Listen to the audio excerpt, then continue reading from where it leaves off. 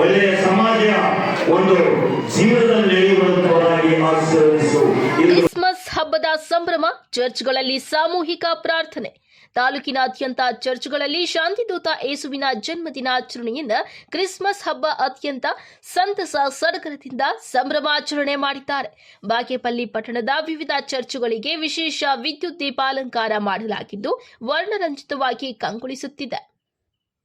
ಕ್ರೈಸ್ತರ ಮನೆಗಳು ಸಹ ವಿದ್ಯುತ್ ದೀಪಗಳಿಂದ ಗಮನ ಸೆಳೆಯುತ್ತಿವೆ.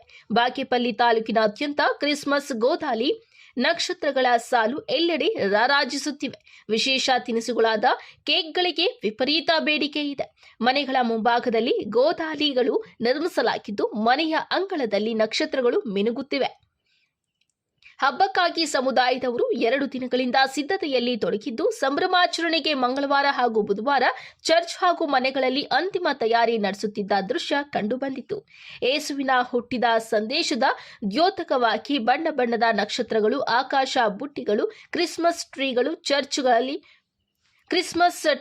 ಚರ್ಚ್ ಪ್ರಾರ್ಥನಾ ಮಂದಿರಗಳ ಮಹಡಿಯನ್ನ ಅಲಂಕರಿಸಿವೆ. ಕ್ರಿಸ್ಮಸ್ ಹಿನ್ನೆಲೆಯಲ್ಲಿ ಮನೆಗಳಲ್ಲಿ ಕೇಕ್ ಮತ್ತು ವಿಶೇಷ ಖಾದ್ಯ ತಯಾರಿ ನಡೆಸಿದ್ದು ಮನೆಗಳಲ್ಲಿ ಹಬ್ಬದ ವಾತಾವರಣ ಮನೆ ಮಾಡಿದೆ. ಈ ಸಂದರ್ಭದಲ್ಲಿ ಏಸುವಿನ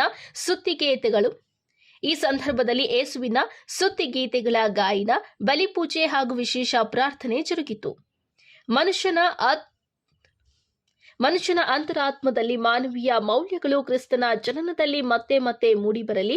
ವಿಶ್ವದ ಸಮಸ್ತ ಜನರು ಕೌಟುಂಬಿಕವಾಗಿ ಮತ್ತು ಸಾಮಾಜಿಕವಾಗಿ ಪ್ರೀತಿ, ಶಾಂತಿ, ನೆಮ್ಮದಿಯೊಂದಿಗೆ ಸಹಾಯ, ಸಹಕಾರ, ಸಹಬಾಳ್ವೆಯೊಂದಿಗೆ ಇಡೀ ಮನುಕುಲ ಒಂದು ವಿಶ್ವ ಕುಟುಂಬವಾಗಿ ಜೀವಿಸಲು ಈ ಕ್ರಿಸ್ತ ಜಯಂತಿ ಕ್ರಿಸ್ಮಸ್ ಹಬ್ಬ ಸರ್ವರಿಗೂ ಸ್ಫೂರ್ತಿ ಹಾಗೂ ಪ್ರೇರಣೆಯಾಗಲಿ ಎಂದು ಹೇಳಿದ್ದಾರೆ. ವರದಿ ಗೋಪಾಲರೆಡ್ಡಿ, ನಂದಿ ಟಿವಿ, ಬಾಗೇಪಲ್ಲಿ.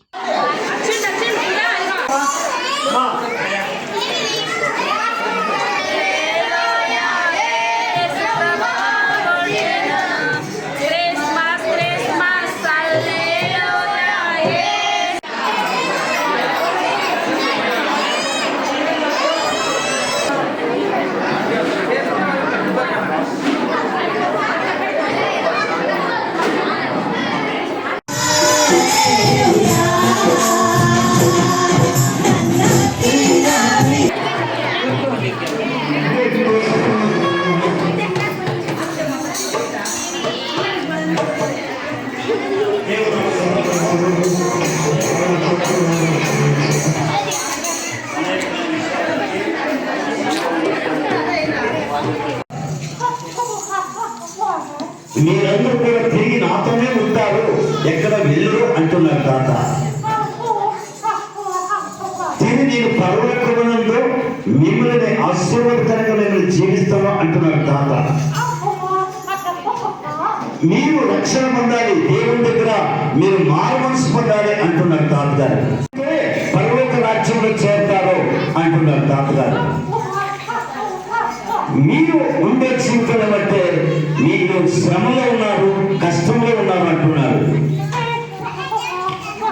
ఆ కష్టాలను కూడా తీసివేయాలి, ఆ బాధల నుండి మిమ్మల్ని సంతోషపరచాలని నేను ఈ లోకానికి వచ్చినాను ಅಂటుಕೊಂಡ ಹೊಸ ಜೀವನ ನಿರ್ಣಯ ಇದು ಸಂಸ್ಥಾಪಿವಾದಂತ ಒಂದು ಚರ್ಚೆಯಾಗಿ ಎಲ್ಲರಿಗೂ ಆಶೀರ್ವಾದ ಪಾತ್ರವಾಗಿ ಇದು ಆಶ್ರಯವಾದಂತ ಚರ್ಚೆ ಆಗಿದೆ ಸ್ವಾಮಿ. ಇದು ಬಂದಂತ ಮಕ್ಕಳೆಲ್ಲ ಆಶೀರ್ವಾದ ಮಾಡು. ಈ ಮಕ್ಕಳೆಲ್ಲ ಬಂದಂತವರು ಕೊಡುಗೆಯಲ್ಲ, ಪ್ರಾಮುಖ್ಯತೆ ಹೃದಯ ಕೊಡುಗೆ, ಅವರ ಸಂತೋಷ ಕೊಡುಗೆ, ಆಶೀರ್ವಾದ ಕೊಡುಗೆ. ಅವರ ಜೀವನದಲ್ಲಿ ನಾವು ಒಬ್ಬರಿಗೆ ಆಶೀರ್ವಾದವಾಗಿರಬೇಕು, ನಾವು ಒಬ್ಬರು ಕೊಡುಗೆಯಾಗಿರಬೇಕು.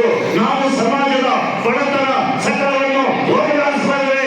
ನಾವು ಇಂಥ ಕೆಲಸವನ್ನು ಮಾಡಿ ಅನೇಕ ಜನರಿಗೆ ನಾವು ಆಶ್ರಯವಾಗಿರಬೇಕೆಂಬುದಾಗಿ ಇಲ್ಲಿ ಬರುವಂತ ಮಕ್ಕಳೆಲ್ಲ ಆಶೀರ್ವದಿಸಬೇಕೆಂಬುದಾಗಿ ಕರ್ತನೇ, ನಮಗೋಸ್ಕರವಾಗಿ ಲೋಕಕ್ಕೆ ಬಂದಿದ್ದೀಯಾ. ಒಂದು ಜನರ ಗೋಧಲಿಯ ಒಂದು ಕೊಟ್ಟಲೆಯಲ್ಲಿ ಜನಿಸಿದೆಯಪ್ಪ. ಆ ಜನಿಸಿದ ದೇವರು ಅವರ ಹೃದಯದಲ್ಲಿ ಜನಿಸಲಿ, ಅವರ ಮನೆಯಲ್ಲಿ ಜನಿಸಲಿ, ಅವರ ಕೆಟ್ಟ ಆಲೋಚನೆಗಳಲ್ಲಿ ಜನಿಸಲಿ.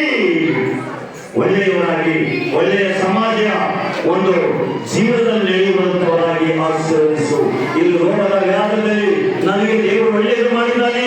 ನನ್ನ ಕಷ್ಟದಲ್ಲಿದ್ದ, ನನ್ನ ಶ್ರಮೆಗಳಲ್ಲಿದ್ದ ಯೇಸು ಸ್ವಾಮಿ ನಾನು ಬಂದು ನಮಸ್ಕಾರ ಮಾಡಬೇಕೆಂಬುದಾಗಿ ಬಂದಂತ ಮಕ್ಕಳೆಲ್ಲರೂ ಕೂಡ ಆಶೀರ್ವದಿಸಬೇಕೆಂಬುದಾಗಿ ನಾವು ರಕ್ಷಕರಿಗೆ ಮೋಕ್ಷನಾದಂತ ಯೇಸುವಿನಿಂದಲೂ ಪ್ರಾರ್ಥನೆ ಮಾಡಿ ಬೇಡಿಕೊಳ್ಳುತ್ತೇವೆ.